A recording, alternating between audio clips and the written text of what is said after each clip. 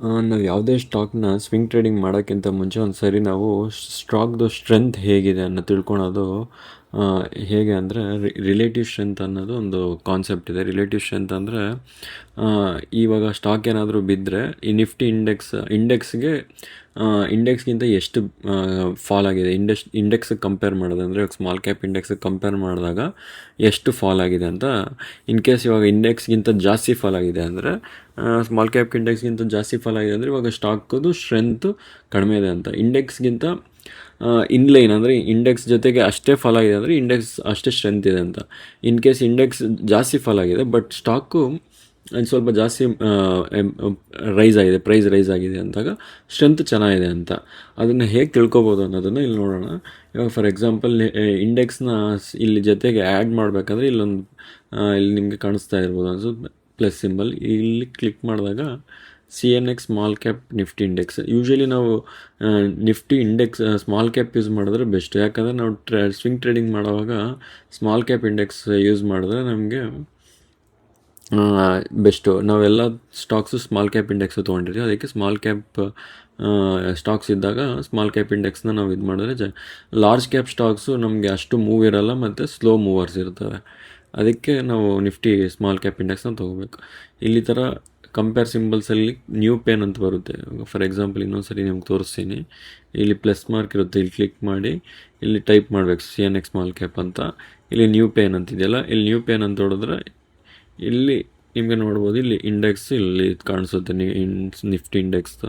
ಇದು ನಿಮ್ಗೆ in case ಏನಾದರೂ ಮೇಲ್ಗಡೆ ಬೇಕಂದರೆ ಈ ಥರ ಮೇಲ್ಗಡೆ ಕ್ಲಿಕ್ ಮಾಡಿದ್ರೆ ಅದು ಮೇಲ್ಗಡೆ ಈಗ ನೋಡ್ಬೋದು. ಈಗ ಫಾರ್ ಎಕ್ಸಾಂಪಲ್ ಈ ಸ್ಟಾಕು ಎಷ್ಟು ಫಾಲ್ ಆಗಿದೆ ಅಂತ, ಯಾವ ಡೇಟ್ಗೆ ಅಂತ. ಇವಾಗ 8 ಮೇ ನೋಡಿದ್ರೆ ನೀವು ಇಲ್ಲಿ ಸ್ಟಾಕ್ ಪ್ರೈಸ್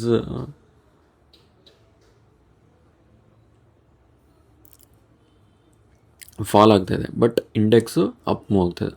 ಅಂದರೆ ಇದು ಸ್ಟ್ರೆಂತ್ ಇಲ್ಲ ಅಂತ ಈ ಸ್ಟಾಕ್ ಸ್ಟ್ರೆಂತ್. ಇವಾಗ ನೋಡ್ಬೋದು ನೀವು ಫಾರ್ ಎಕ್ಸಾಂಪಲ್ ಇಲ್ಲಿ ಇಂಡೆಕ್ಸ್ ಅಪ್ ಆಗ್ತಾಯಿದೆ, ಈವನ್ ಇಲ್ಲೂ ಅಪ್ ಆಗಿದೆ. ಬಟ್ ಆಮೇಲೆ ನೀವು ಈ ಡೇಟಿಗೆ ನೋಡಿದ್ರೆ ಇಲ್ಲಿ ರೈಸ್ ಆಗ್ತಿದ್ರು ಇಂಡೆಕ್ಸು, ಇದು ಫಾಲ್ ಆಗ್ತಿದೆ. ಅಂದರೆ ಅಷ್ಟು ಸ್ಟ್ರೆಂತ್ ಇಲ್ಲ, ಕಡಿಮೆ ಸ್ಟ್ರೆಂತ್. ಇಲ್ಲಾದರೆ ಕಂಪ್ಲೀಟ್ಲಿ ಸ್ಟ್ರೆಂತೇ ಕಡಿಮೆ ಇತ್ತು. ಇಲ್ಲಿ ಫಾಲ್ ನೋಡಿದ್ರೆ ನೀವು ಅರೌಂಡ್ 7% ಫಾಲ್ ಇದ್ದರೆ ಇಲ್ಲಿ 21% ಫಾಲ್ ಇದೆ. ಆ ಟೈಮ್ ಝೋನಿಂದ ನೋಡಿದ್ರೆ ನೀವು ಇಲ್ಲಿ 8 ಮೇ ನೋಡೋಣ, ಒಂದು ನಿಮಿಷ. 8 ಮೇ ಅಂದರೆ ಇಲ್ಲಿ ಪ್ರೈಸ್ ರೇಂಜ್ ಕ್ಲಿಕ್ ಮಾಡಿದ್ರೆ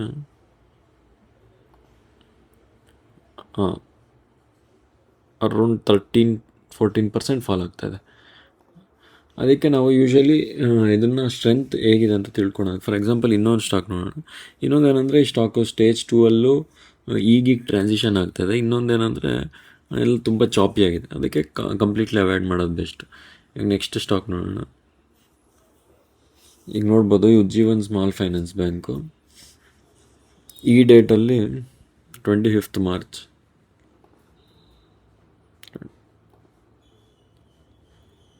ಇಲ್ಲಿ ನೋಡಿದ್ರೆ ಇಂಡೆಕ್ಸು 25 ಮಾರ್ಚಲ್ಲಿ ಇಂಡೆಕ್ಸು 25% ಮೂವ್ ಆಗಿದೆ. ಬಟ್ ನೀವು ಅದೇ ಇಲ್ಲಿ ನೋಡಿದ್ರೆ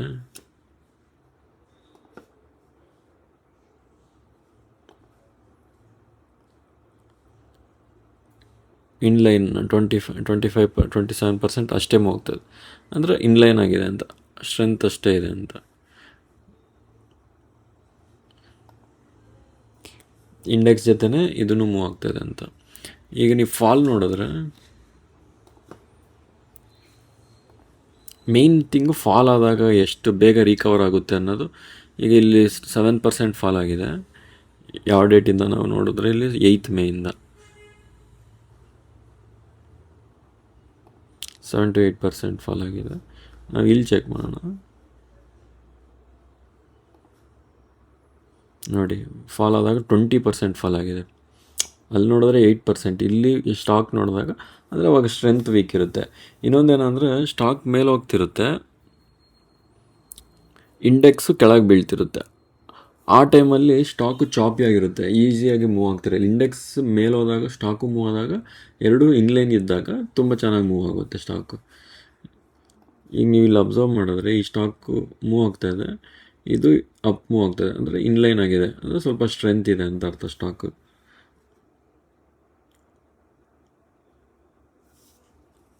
ನೋಡಿ ಈ ಟೈಮ್ ಫ್ರೇಮು ಇಲ್ಲಿ ಫಾಲ್ ಆಗ್ತಾಯಿದೆ, ಬಟ್ ಸ್ಟಾಕ್ ಅಪ್ ಮೂವ್ ಆಗ್ತಾಯಿದೆ, ಅಂದರೆ ಸ್ಟ್ರೆಂತ್ ಚೆನ್ನಾಗಿದೆ ಸ್ಟಾಕ್ದು ಅಂತ. ನೀವು ಇಲ್ಲಿ ನೋಡಿದ್ರೆ 7% ಬಿದ್ದಿದೆ ಈ ಪಾಯಿಂಟಲ್ಲಿ.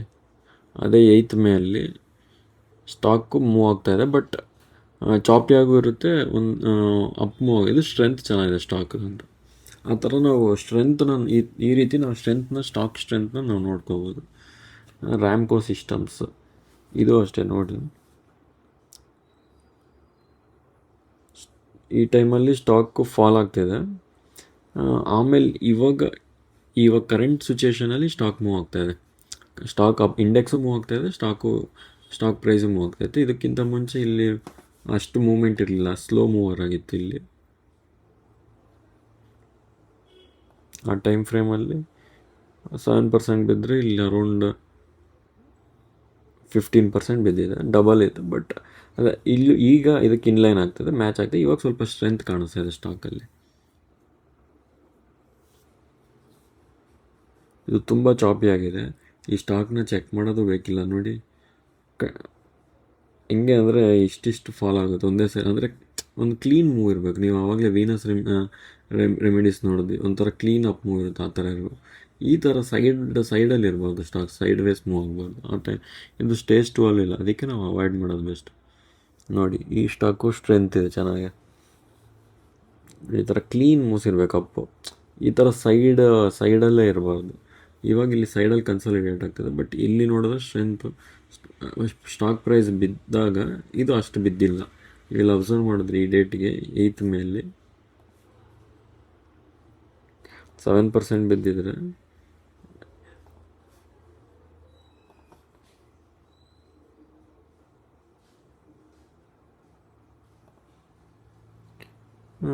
ಇದು ಅರೌಂಡ್ 12%, ಅಂದರೆ ಓಕೆ, ಅಷ್ಟೊಂದು ತುಂಬ ಫಾಲೋ ಏನಿಲ್ಲ, ಮಾಡ್ರೇಟ್ ಫಾಲೇ. ಬಟ್ ಆಮೇಲೆ ನೀವು ರಿಕವರ್ ನೋಡಿದ್ರೆ ಅಷ್ಟೇ ಕ್ವಿಕ್ಕಾಗಿ ರಿಕವರ್ ಆಗಿದೆ. ಇಂಡೆಕ್ಸ್ ಬೆಳೆಯೋಕ್ಕಿಂತ ಮುಂಚೆನೇ ಇದೆಷ್ಟು ನೀವು ಇಲ್ಲಿಂದ ಅಬ್ಸರ್ವ್ ಮಾಡಿದ್ರಿ ಈ ಡೇಟ್ಗೆ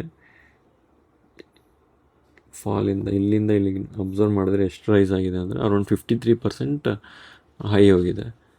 ನೀವು ಇಂಡೆಕ್ಸ್ ನೋಡಿದ್ರೆ ಓನ್ಲಿ 10% ಆ ಥರ ಮೂವ್ ಆಗಿದೆ. ಇದು ನೋಡೋ 50% ಅಪ್ ಮೂವ್ ಆಗಿದೆ. ಅದೇ ಸ್ಟ್ರೆಂತ್ ಇರುತ್ತೆ ಈ ಸ್ಟಾಕ್.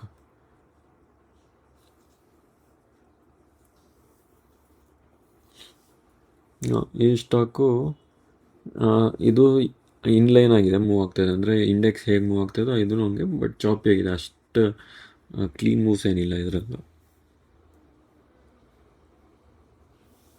ಈ ರೀತಿ ರಿಲೇಟಿವ್ ಸ್ಟ್ರೆಂತ್ನ ನಾವು ಇಂಡೆಕ್ಸ್ ಜೊತೆ ಕಂಪೇರ್ ಮಾಡಿಕೊಂಡು ಸ್ಮಾಲ್ ಕ್ಯಾಪ್ ಜೊತೆ ಕಂಡುಹಿಡಿಬೋದು. ಇವಾಗ ನೋಡಿದ್ದು ಅಷ್ಟೇ 7% ಬಿದ್ದಿದೆ. ಇಲ್ಲಿ ನೋಡಿದ್ರೆ ನಾವು ಅದೇ ಡೇಟ್ಗೆ